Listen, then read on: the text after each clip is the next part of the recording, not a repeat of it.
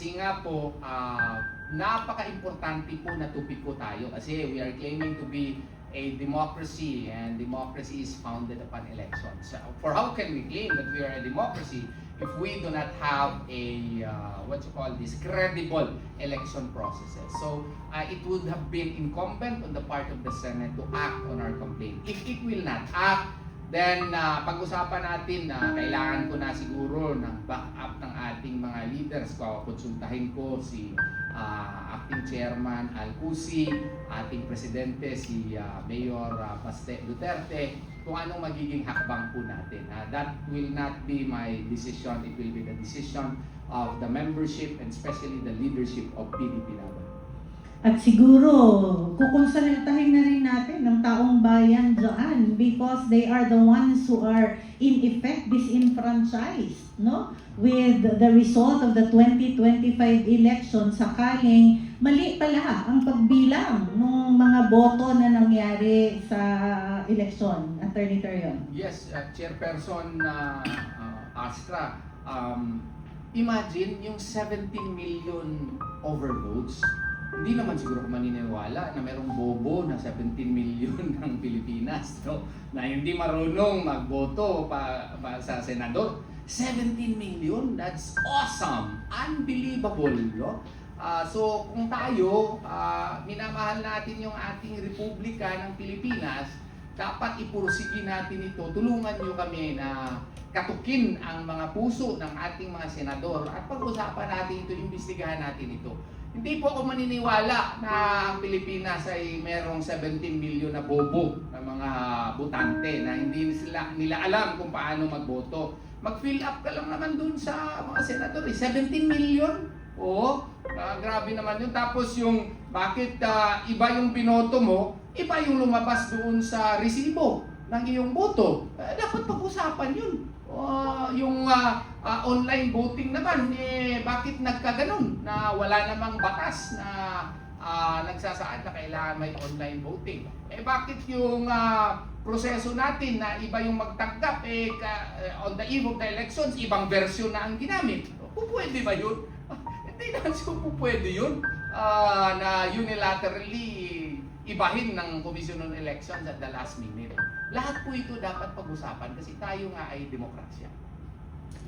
Ayan, thank you. Meron ba kayong katanungan kay Attorney Torion? And syempre, Attorney Torion, nais ka naming tanungin, kumusta po ang isa sa ating Duterte candidates na si Pastor Apollo Kibuloy? I know na medyo delicate ang kanyang kaso at hindi mo, pero kumusta po ang kanyang kalusugan at ano po ang kanyang kalagayan sa ngayon?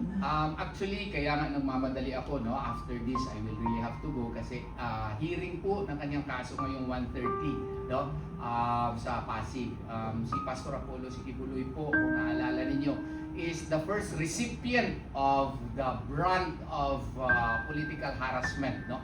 By this administration, no? Ito namang kaso niya ay halata naman na sa aming palagay ay sinadya talaga ito kasi isa siya sa mga poste ng Duterte leadership po at ng partido.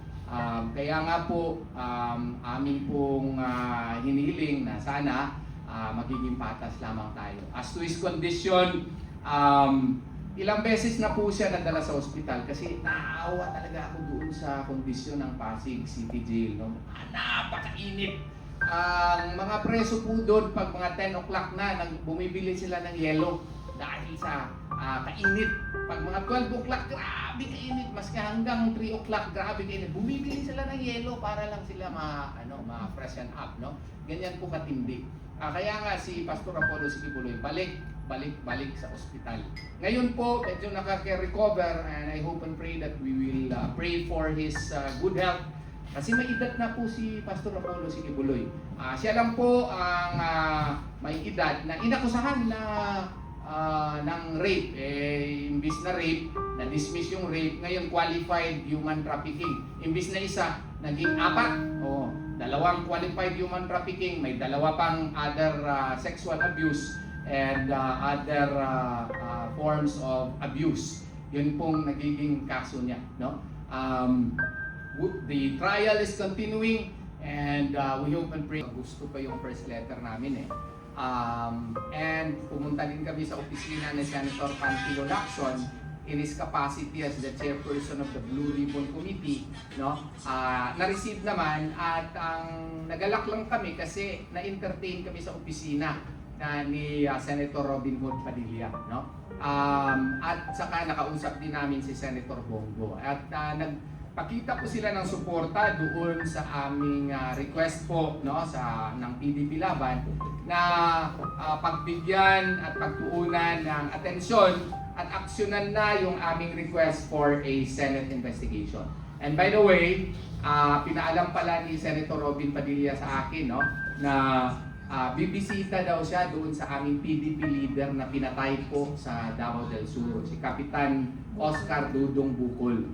Ngayong Friday, magsasabay daw kami doon sa 3 de Mayo kasi ngayong Friday din ang birthday ni Kapitan Dudong Bukol. Yung pong kapitan na live on Facebook pinatay. Kasi siya po yung aming advocate namin doon. Siya yung provincial chairman ng PDP Laban, no? Siya po yung anti-corruption crusader at tinitira niya yung mga corrupt projects doon at saka ini-question niya yung mga questionable projects po doon sa Davao del Sur, no? Perhaps dahil doon pinatay po siya. Yung misis ko lang hindi nakatulog kasi live on Facebook nakamonitor siya, bigla na lang sumisigaw, langga, nung iyak dito, parang binaril si Kapitan Bukol. Ako nakakita din, kitang-kita ko live yung pagkamatay po niya. Kaya pupunta si Senator Robin Padilla to express his condolences in person, no? Nagalak po kami doon at sigurado yung mga PDP Laban members sa Davao del Sur ay masisiyahan kasi nandun po, pupunta po ang isa sa ating mga leader po ng PDP Laban. Ayan, another question, Attorney Torion, kasi sasagarin namin ang mahalagang oras, ano? Isa pang katanungan kay Attorney Torion, kasi mahalaga din ito because what you have filed in the Senate questioning and requesting for an investigation in the 2025 elections. Kasi pansin natin ngayon, di ba, na yung mga nakaupong senador, marami dyan, ay parang hindi naman naging supportive talaga sa investigation on the flood control projects. Kasi nakita natin ngayon na yung si Senator Ping Lacson na nanalo nitong nakaraang eleksyon and others, no, ay parang tila ba kinalimutan na yata ang Blue Ribbon Committee hearing, no? And ano na ba ang nangyari sa Blue Ribbon Committee hearing? So, unang question, what's your comment about the Blue Ribbon Committee hearing stoppage, no? And also, if there was a different result in the 2025 elections at yung Duterte 7 na panalo sa Mindanao at Visayas, tumataginting ang kanilang, dumadagundong ang kanilang panalo noong 2025 election sa Mindanao and Visayas. Kung sila ang nakaupo ngayon doon sa Senado, would there have been a different turnout of the flood control investigations? Yeah, there are two questions, no, concerning the abrupt stoppage of the Senate Blue Ribbon Committee concerning the flood control mess, no? Yan first, and second, what would have been the scenario had it been that Duterte 10 won in the 2025 elections, knowing that they should have won, no? To answer the first question, yeah, I think personally, no, we should continually ask the Senate Blue Ribbon Committee as to the sudden stoppage. The people deserve to know as to what really happened in the flood control scam. No? I call it a scam because it was indeed a scam perpetrated by government officials who are in power. No? The investigation should have been conducted thoroughly, without fear or favor. No? At saka wala sanang masyadong halata na kinikilingan. Maganda sana yung direksyon na ginawa ni Senator Marcoleta on the matter, but unfortunately nagkaroon ng sudden change.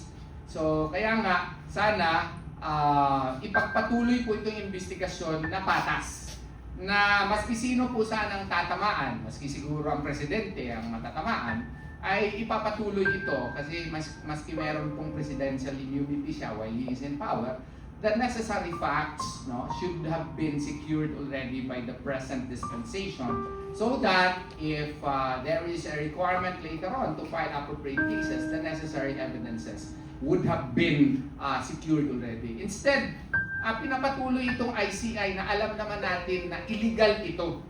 How can you investigate yourself? No?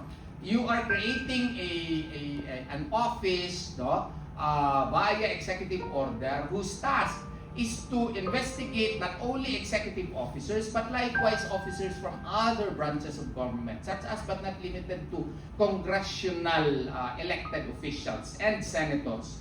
Aba, yun pa lang, questionably na yun. At saka what if the evidence would point towards doon, pataas, no? Do you think those appointed by the president would investigate the officers associated with the president, no?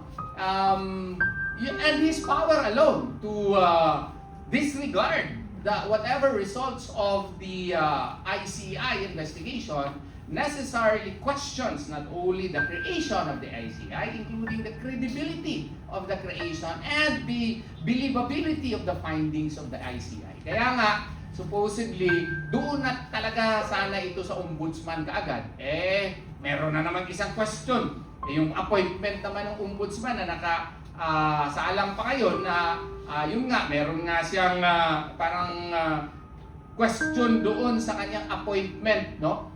Meron siyang criminal cases na winala yung kanyang pangalan, yung docketing, nakakuha siya ng certification, tapos na-appoint siya, na-redact, wala na siya doon sa kaso. Pwede ba yun? Hindi naman kami nag-execute ng affidavit of desistance. Ako rin yung abogado ni Mayor Baste Duterte doon. Bakit wala na siya sa ngayon sa bagong docket? No? And then, kaya nga, yung pangarap sana natin na yung Duterte sana ang nanalo, iba sigurado ang magiging environment sa Senado ngayon. Yung flood control mess would have been investigated thoroughly. May mga magkakaling tayong mga abogado na tumakbo doon. Si Attorney Jimmy Bondoc, si Attorney Vic Rodriguez, especially Attorney Raul Lambino. No? Sigurado ako na kung sila yung nakaupo dyan, sasamahan nila si Attorney Marcoleta, it would have been a splendid investigation where truth would surely come out, because alam ko, itong mga tao na ito, especially kung samahan sana ni Pastor Apollo si Kibuloy, wala naman yung ibang minimithi, kundi ang para sa kapakanan ng taong bayan. Sigurado ako na meron talagang klarong resulta sana yung investigasyon. Yun po ang sagot ko. Ayan, ang ganda nung ni Attorney Torion, pero Attorney Torion, as a follow-up question on this, kasi kahit itong mga PhilHealth issue and all the other, the PDIC issue related ito sa ating dalawang abogado na nandito ngayon, ang tanong ko, ito na naman, meron naman silang ibang move ngayon for Congress to create IPC or the Independent People's Commission. So, bilang dalawang abogado, ano yung ninyo dito, comment nyo sa proposal ng Malacanang to have the IPC while ICI is still there. So ano po yung masasabi nyo para sa kaalaman ng ating mga kababayan? Well, sa akin lang honestly, I'm not in favor of it because there is a constitutionally mandated office which is tasked to do these things, to do these investigations, and that is the Ombudsman, no?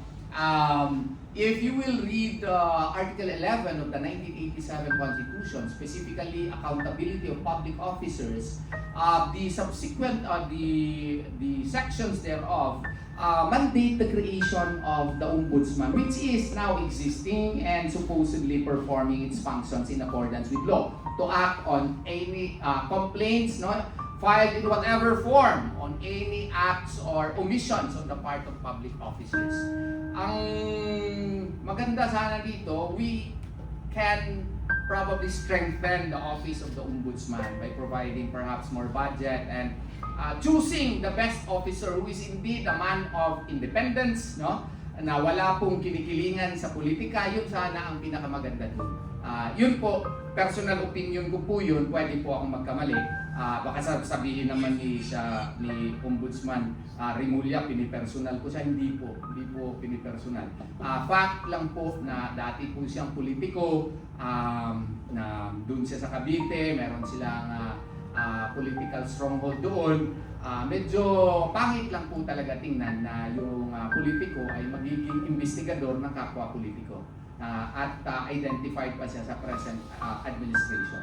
It would have been great if the provisions of the Constitution of known probity and independence, yung requirement niyan, would have been followed to the letter, and not only in the letter, in its spirit, na yung tao sana na walang question na sa politika, na yung kanyang independent mind is known to everyone. Pero nandyan na yan eh. I do hope and pray, pagdasal din natin si Ombudsman Remulla, na sana gabayan siya ni Allah Subhanahu wa Ta'ala to do the right thing, kasi magiging legacy na niya yun kung tutuhanin niya ang kanyang functions under the law. But in the meantime, I hope he will forgive me to say my piece also frankly, truthfully, and without hesitation. Kailan? Okay, dinig ba? Hello? Yung ano nga, no? Yung creation nito, syempre mga kailangan din ng budget. Hirap na nga tayo sa paglakap ng ng pondo para ma-address yung basic needs ng mga Pilipino. Magdadagdag pa tayo ng panibagong gastusin. Tama si I agree with Attorney Torion. Palakasin na lang yung yung powers ng ombudsman, And dun sa nakaraang kapihan namin, we gave an unsolicited advice para dito sa mga nangyayaring mga issues on corruption pagdating sa mga infrastructures and other government agencies. Bago umalis ang PACC, we recommended at nagkaroon na nga ng manifesto of support, no? Itong creation ng National Coordinating Committee against corruption, no? And bawat office ng government inatasan po noon, nung panahon namin ng existence ng Presidential Anti-Corruption Commission, ang kani-kanilang anti-corruption committee sa bawat opisina. So from there, pwede na kung sanang mag-lock up sila na po at idalhin, no, sa kanilang mga pinuno, or kung kinakailangan nga sa ombudsman, ang nalakap nilang ebidensya kung meron mang reklamo laban sa korupsyon. So itong creation ng IPC, dagdag gastos lang ito sa gobyerno, meron namang ibang mga mekanismo na pwedeng gamitin sa mga panahong ito. Tapos po, dagdagan ko lang po uli, i-emphasize ko lang po uli yung nasabi kanina ni Attorney Torion dun sa pagdalaw nila sa Senado, no? Pagdating naman dito sa ating electoral reforms. Tama po yung sinabi niya, yung Section 31 ng RA 9369. Ito po ay batas.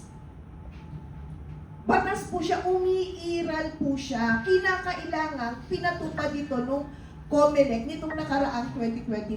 Malinaw po, kailangan magkaroon ng manual counting. Alam niyo po ba ang kaparusahan kung hindi ito ginawa? Yung mga teachers na, tama po Attorney Torion, yung mga teachers na member ng BEI, kakasuhan mo dapat sila dahil mandato nila na dapat mag-manual counting muna bago yung electronic transmission. Hindi mo naamyendahan ang batas na ito. Kaya nga noon nadidinig ninyo, hindi ba yung hybrid, mag-hybrid tayo.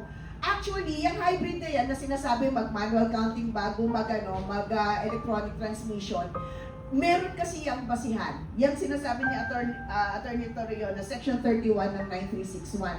Bago mag-eleksyon, sumulat na rin po ang PDP sa COMELEC na ipatupad ito. Subalit, ang sagot lang ng COMELEC, wala na tayong panahon na ipatupad yan. At umiiral naman yung batas na sinasabing fully automated na dapat tayo ngayon. Yun lang ho ang sinagot. Kaya maganda po na gumawa rin ho ng hakbang sila Atty. Torion para po masettle na rin po ng ating Korte Suprema itong sinasabi niyang Section 31 ng 9361. Dapat ba o hindi ipatupad ito? Lalong-lalo na po darating na ho ang 2028 elections. Ayan, one last question from the moderator, Attorney Torion. Di ba you filed for Senate to have the investigation on the result of the 2025 elections? There is also a case that you filed in the Supreme Court. So, hindi ba ito magkasalungat o pwedeng malaman ng ating kababayan kung ano ang kaibahan o ano ang kaparehoan ng final nyo sa Supreme Court at the same time yung final ninyo sa Senate of the Philippines? Well, parang correlated lang kasi yun eh. Kasi kung mag-grant yung mandamos namin, fait accompli na yun, nangyari na yung election. Pero, may supplement kasi kami doon na para makita natin kung ano talaga yung what you call this, resulta, kung believable ba. Dapat magkaroon ng opening ng ballot boxes, no, in certain pilot provinces para maka-guide ito as to how we can improve further our electoral processes. Sir, pag hindi inaksyonan ng Senate ang inyo pong hirit na investigasyon, will it affect the validity or sa upcoming 2028 elections, yung integrity po ba makagastyon pag hindi inaksyonan itong mga tanong na ito? Considering, sir, 2028 is a presidential pause. Certainly, no, the credibility of the 2028 elections will be in question. In the light of the fact that the evidences that we have presented before the Senate are overwhelming, no? Overwhelming in the sense that it has to be given due consideration by the senators, and the necessary investigation should be undertaken. We have listed therein, no, all the complaints, almost all of the complaints, and we have attached the necessary evidences by way of support to our petition. So kung hindi po ito aaksyonan, yung kredibilidad ng ating 2028 elections baka maapektuhan po. Sana naman we pray to our good senators, no? Hindi naman po nag-pray sila Pastor Apollo Sikibuloy, Attorney Jimmy Bundok, Attorney Vic Rodriguez, Attorney Raul Ambino, si Doc Mata, no? Si Attorney JV Hinlo na maupo sila, no? Kung makita na marami pala silang supposedly votes, no? Wala naman dun, hindi naman yun part ng prayer. Ang prayer namin ay imbestigahan ito in aid of legislation para magawaan po ng mga batas, magawaan po ng mga remedial measures para itong mga irregularidad ay hindi na po mauulit sa 2028 elections. Especially Presidential elections yan. So, importante po. Baka meron pong comment si Attorney Yvette to support the comment of Attorney Torion. Yes, Sir MJ, no. Yung concern ko nga dito, pagpili ng liderato, no, especially in light of what's happening sa ating bansa ngayon. Importante talaga na maihalal yung mga karapat-dapat na umupo, na sisiguraduhin na yung mga nangyayari ngayon hindi na mauulit. Ngayon na po ako kasi sa 62 years of aking existence, no, isa ho sa kasaysayan ng Pilipinas na tila nagsanib puwersa talaga ang lehislatura at ehekutibo. At hindi mangyayari yan kung maayos sana yung nahalal sa pwesto. Kaya nga hindi ba importante na merong independence ang legislature kasi nga para ipairal yung checks and balances.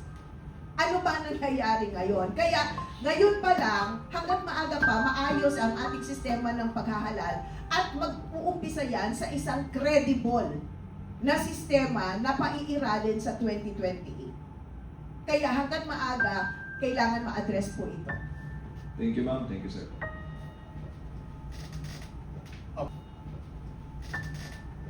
Okay, sige po. Mayong buntag, attorney. Uy, Bisaya. Oo. Sige po, Kini, boss. ako si Ondo Iliedo, Mindanao correspondent, media correspondent. Regarding sa arrest warrant ni Senator Bato de la Rosa, dagan na niligo ba kung puno na ba siya? Masa ang tinoon nga balitaan? Gwapo na nga istorya, no? First, the existence of the arrest warrant. Walay confirmation yan na.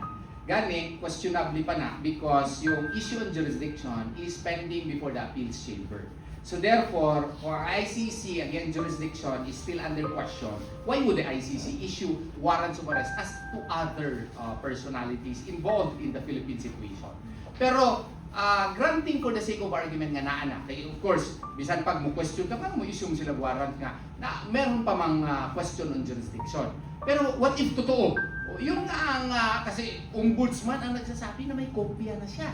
And under Article 87, Paragraph 3 of the Rome Statute, supposedly request for cooperation, the request for cooperation is confidential. But why does the ombudsman have a copy confirmed by the DILG secretary who happens to be his brother? They are high officials of the government and they are presumed to be truthful and they are performing their duties as public officers. Kaya nga nagtataka din tayo, ombudsman naman siya, wala naman dun sa Article 11, Section 12, doon sa 1987 Constitution, at saka sa 13, yung enumerations of functions, hindi naman siya na-appoint as ICC spokesperson or accredited agent. Bakit may kopya siya? Pero ganito po yan. Tayo lang po ang bansa na miyembro ng ICC na walang legislation as to how to implement surrender. If you have studied Austria, Germany, Canada, no, and 50 other states such as Albania and others, no, they have converted. Hello po, boss. Magandang umaga. They have transformed the cooperation mechanisms into local legislations. Doon nga sa Austria, kung merong arrest warrant yung ICC, ipasa mo na nila sa court system nila at yung Ministry of Interior, after determination of probable cause, mag-issue ng arrest warrant. Doon naman sa Canada, mas detalyado. Dapat mag-apply ko muna sa local courts nila, i-determine muna yung mga requisites kung nandun ba, and bago mag-issue ng Canadian warrant of arrest. The same goes true in other states such as Germany. The same process, it has to pass through a transformation process such that a local warrant of arrest shall be issued before the surrender process can be taken effect.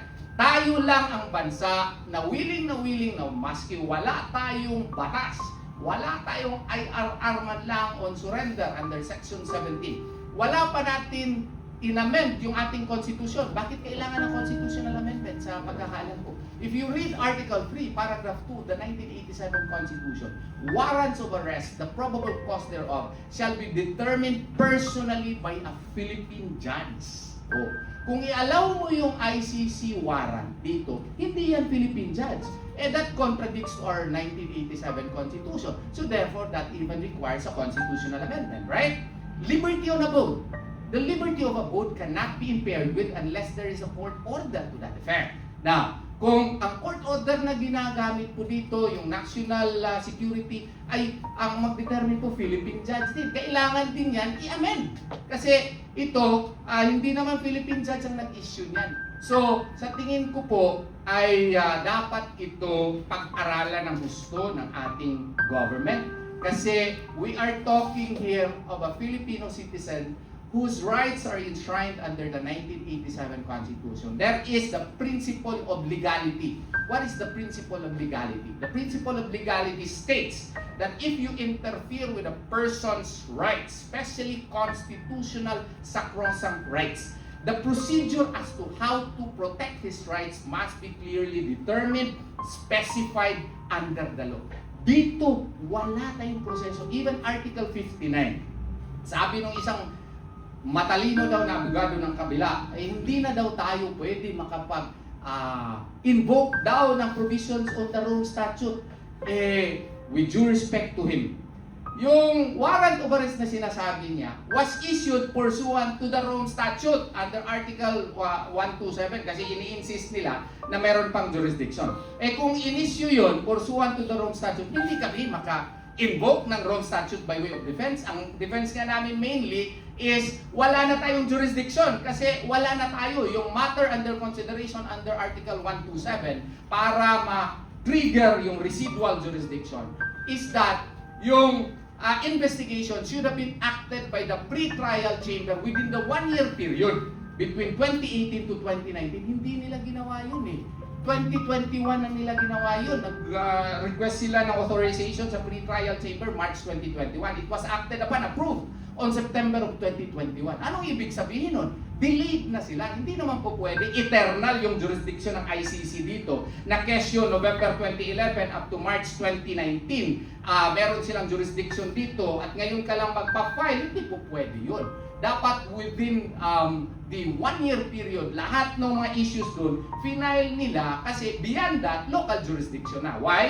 Because our local courts are functioning, our prosecution offices are functioning. So, dapat dito yan sa Pilipinas. So, to answer your question as to how to effectuate the warrant of arrest, let us follow Judge Kimberly Prost. Judge Kimberly Prost of the ICC. He was the drafter of Part 9 of the Rome Statute. She declared that the relationship between the ICC and its member is characterized by vertical cooperation. Vertical cooperation which is only exemplified via consent, which is likewise evidenced via a treaty. If we are no longer a member or we are no longer part of the treaty, we could no longer invoke the vertical cooperation, which is opposed to a horizontal cooperation, extradition, state-to-state basis. So kung baga, kung hindi na tayo miyembro, wala ng vertical cooperation. So therefore, yung arrest warrant na yan, via surrender, hindi na yan epektibo dito sa Pilipinas.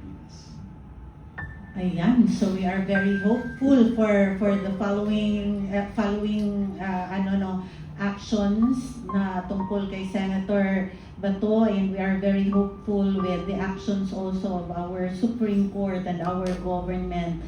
Siguro ang mga kababayan natin, samahan natin ng dasal, no? Hindi lamang si Tatay Digong, si Senator Bato, kundi lahat ng Pilipino na maaaring maabuso ang kanilang mga karapatan under sa administrasyon na ito. Meron kang question? Later na? Magre-raise ka ng question? Yun lang, dagdagan ko lang yung attorney, sino yun? Yun lang, Article 59, no? Kasi dapat daw hindi na kami maka-invoke. Pakibasa, sabihin mo sa kanya, basahin mo daw yung Article 59, yung competent judicial authority in the custodial state. Yung custodial state po, regardless as to whether or not you are still a state party or not a state party, pwede mo ma-invoke yung Article 59. Yung competent judicial authority, ang problema, hindi pa nga yan defined under the Philippine jurisdiction. RTC ba yan? MTC ba yan? Court of Appeals ba yan? Supreme Court ba yan? Kailangan yan ma-define via a law. Pwede ba tayo makabail? Pwede ba? May preliminary conference ba yan? May pre-trial ba yan? Wala yan naka-define sa atin. Kunyari, dakpin nila si Bato de la Rosa, si Senator Bato. Anong petisyon niya i-file? Anong nomenclature? Wala. Anong petition for surrender? Hindi po pwede. Magawa-gawa ako ng magawa-gawa sila. Petition for surrender to be filed before the Supreme Court. Anong rules? Wala nga. So kung wala, that violates the principle of legality. Bakit mo i-insist yan? Wala tayong batas para dyan. So kung wala tayong batas, wala tayong procedure, huwag mo i-implement. That violates the principle of legality and that violates our Constitution and the rules of criminal procedure. Thank you po. Maraming salamat. Thank you very much. Thank you po. Follow up ba? Kumusta naman siya karon, attorney? Ayan, I do not know. Nag-report ba siya sa Senate? That I do not know. I would be incompetent to answer that, no? Sige po. Salamat ha. Ayan, thank you.